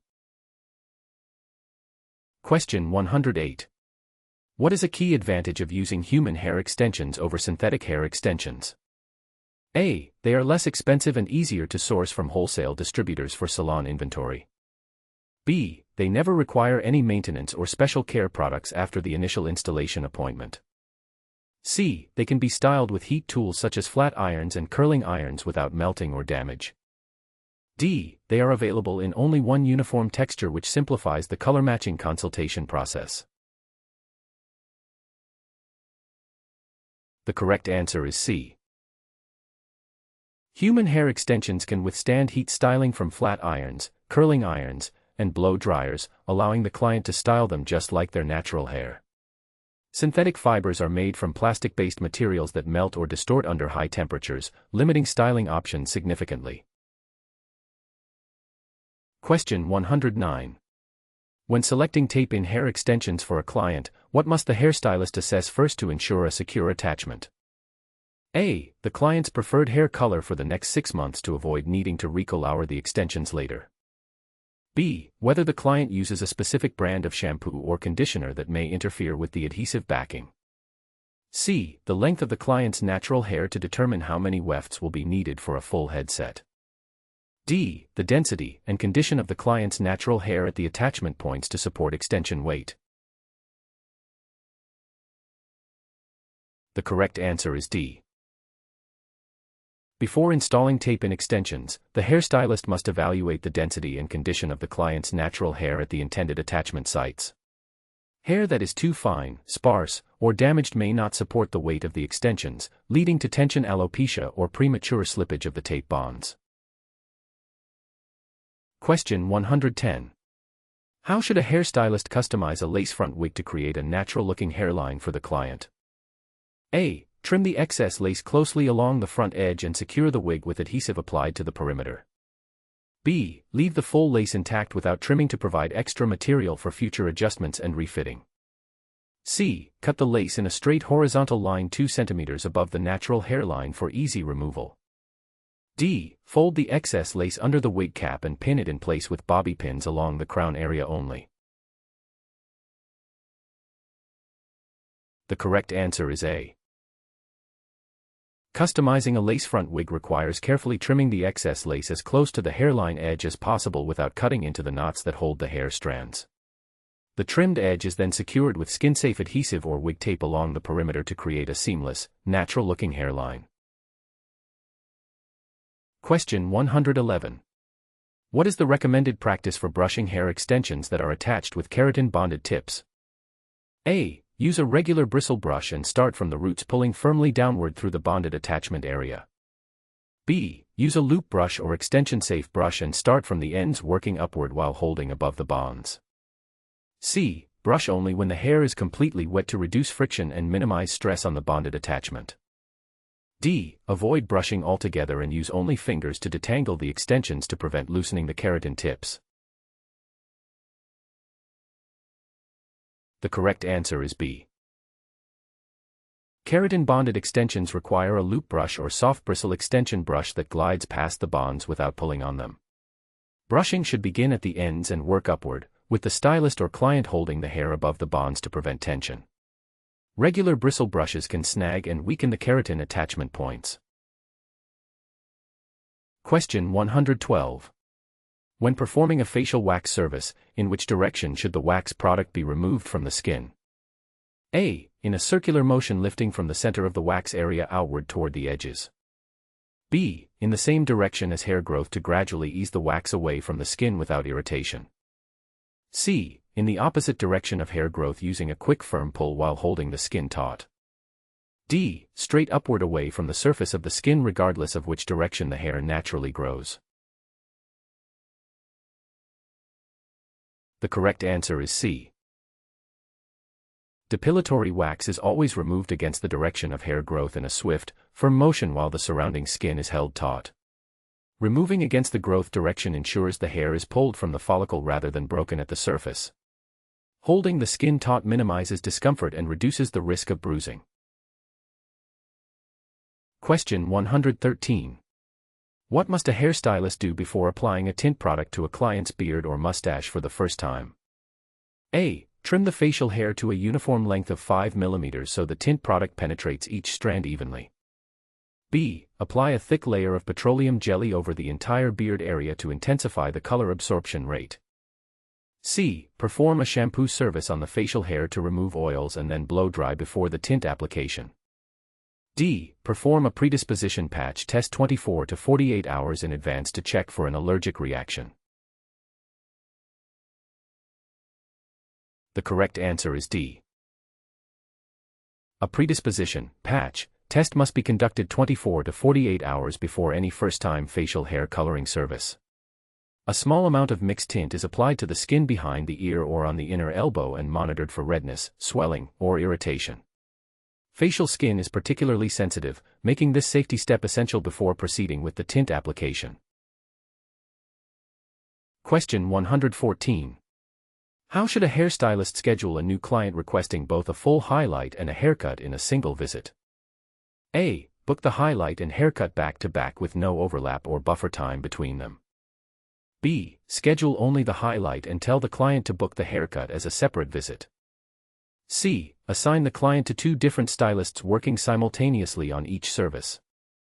D. Allocate time for application, processing, toning, haircut, and consultation. The correct answer is D. Chemical services such as full highlights require accurate time allocation that accounts for application, processing, rinsing, toning, and drying before the haircut begins. Adding a 15-minute buffer for the initial consultation ensures the stylist can assess the client's hair condition and discuss expectations without cutting into service time. Underscheduling leads to rushed results, client dissatisfaction, and delays for subsequent appointments. Question 115. What is the purpose of using a first-in, first-out, first-in, first-out rotation system for salon retail and backbar products?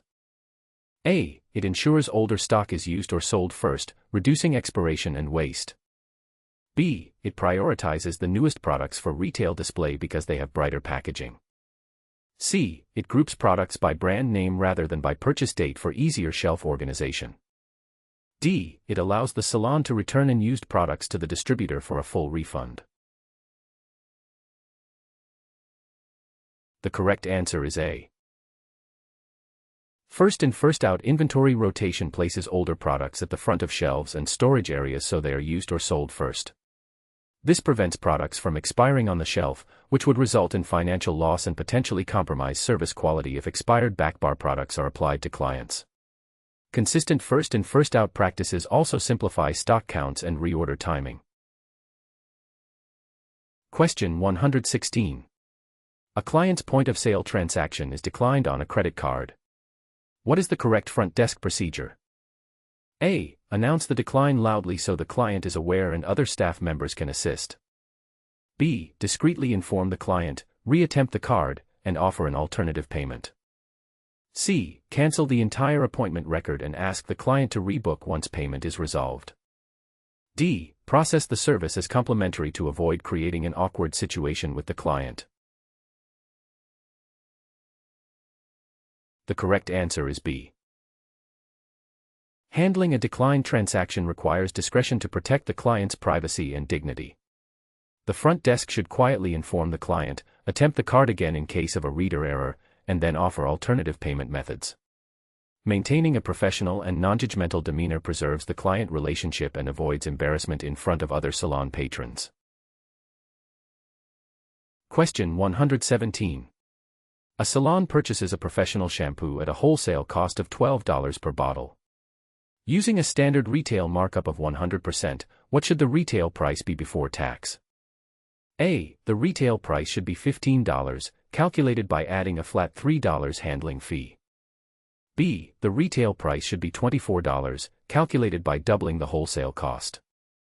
C. The retail price should be $18, calculated by tripling the wholesale cost. D. The retail price should be $12.50, since most salons only apply a minimal percentage above wholesale cost. The correct answer is B. A 100% markup means the retail price equals the wholesale cost multiplied by 2. A $12 wholesale product is therefore priced at $24 retail before applicable taxes. This markup covers overhead expenses such as rent, staff wages, display maintenance, and profit margin. Salons that underprice retail products erode their profitability and may be unable to sustain inventory costs. Question 118. What is a key principle for maintaining effective retail product displays in a salon? A. Stack products as high as possible to maximize visible inventory on each shelf. B. Place all retail products behind the front desk so only authorized staff can access them. C. Position best-selling products at eye level with clear pricing and fully stocked displays. D. Change display locations monthly regardless of sales performance to confuse shoplifters. The correct answer is C. Retail displays are most effective when best-selling and newly introduced products are positioned at eye level, where clients naturally look while waiting. Clear price labels remove a common purchase barrier, and keeping displays clean and fully stocked signals professionalism and encourages impulse buying. Displays should be refreshed based on seasonal trends and sales data rather than arbitrary rotation schedules. Question 119. A hairstylist is developing a business plan for a new independent salon. Which component is essential for securing financing from a lender? A. A portfolio of the stylist's favorite hairstyle photographs from social media posts. B. A financial projection with startup costs, expenses, and revenue forecasts. C. A list of all the hair product brands the salon plans to carry on its retail shelves. D. A personal letter describing the stylist's passion for hair and reasons for opening a salon. The correct answer is B. Lenders evaluate a business plan primarily on its financial viability. A detailed financial projection that includes startup capital requirements, monthly overhead such as rent, utilities, product costs, and staffing, along with realistic revenue forecasts and a break-even timeline, demonstrates that the applicant understands the economics of operating a salon. Without this financial framework, other plan elements carry little weight in a lending decision. Question 120. A salon owner notices a 20% decline in new client bookings over 3 months despite consistent service quality. Which marketing strategy is most likely to reverse this trend? A. Reduce all service prices by 50% permanently to attract budget-conscious clients. B. Stop all marketing efforts and rely solely on walk-in traffic from the street location. C. Launch a referral program, update social media, and encourage online reviews. D. Purchase a full-page newspaper advertisement in a widely circulated national publication. The correct answer is C. A multi-channel marketing approach that leverages the salon's existing client base is the most cost-effective strategy for reversing a booking decline. Referral programs incentivize word-of-mouth recommendations, updated social media content showcases current work to potential clients, and positive online reviews build trust with people searching for a new salon. Drastic price cuts devalue services and attract clients who are unlikely to return at regular pricing, while print-only advertising lacks the targeting and reach of digital channels. That's all the questions for today. If this helped you prepare, subscribe now and hit the bell.